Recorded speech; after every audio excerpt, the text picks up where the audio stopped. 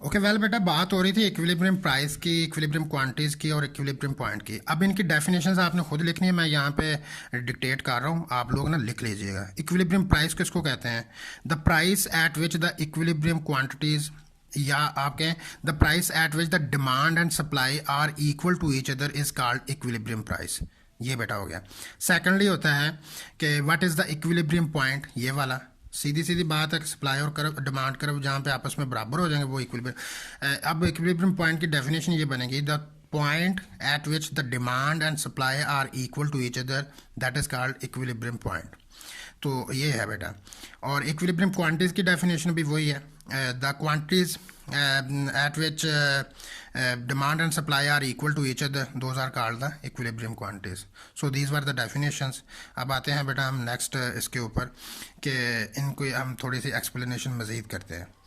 अब बेटा देखें, मैंने आपको ये बताया था कि जब भी प्राइसेस बढ़ती हैं तो सप्लाई बढ़ जाती है, और जब भी प्राइसेस बढ़ती हैं तो डिमांड हमेशा कम हो जाती है।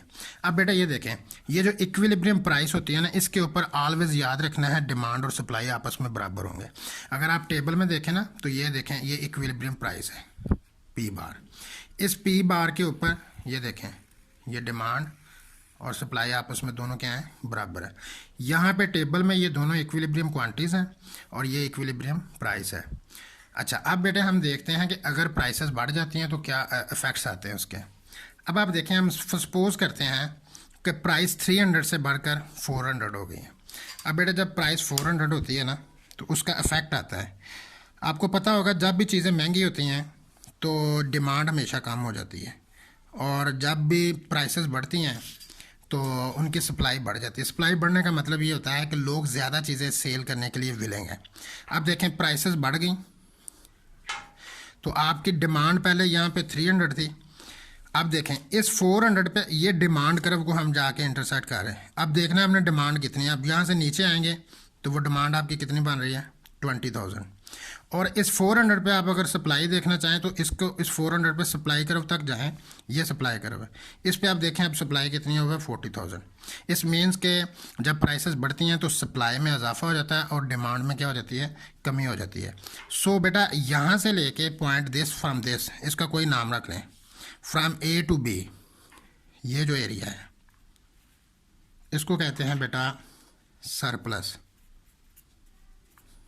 सरप्लस का मतलब होता है अजाफी चीज़ें, या इसको कहते हैं हम बेटा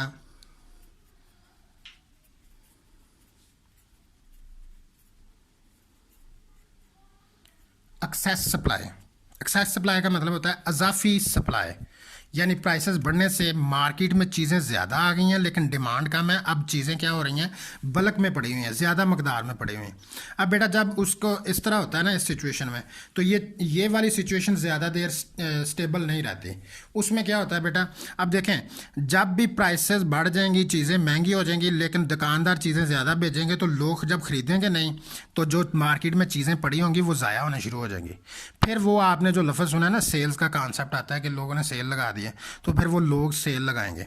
जब सेल लगाएंगे ना तो हमेशा सेल में आप देखें प्राइसेस कम होती हैं, तो इसका मतलब है प्राइसेस फिर क्या होना शुरू हो जाएंगे, कम।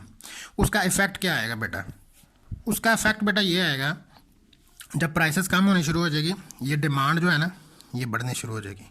हम इस तरफ को मूव करेंगे। जब ये देखें यहाँ पर थी 20,000, जब बढ़नी शुरू हो गई आस्ता आस्ता ये 20,000 से हम इधर किसकी तरफ मूव कर रहे हैं, 30,000 की तरफ मूव कर रहे हैं।